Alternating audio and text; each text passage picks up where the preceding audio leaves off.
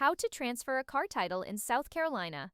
To transfer a car title in South Carolina, both the seller and buyer have important steps to complete.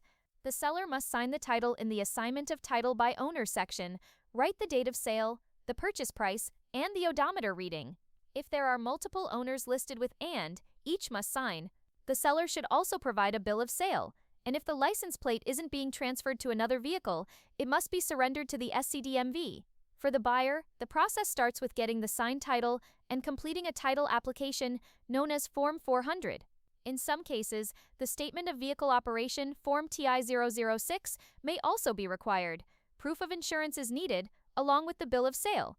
The buyer then takes all documents to an SCDMV office, pays the $15 title fee, plus the 5% infrastructure maintenance fee, which is capped at $500, and receives the title in their name.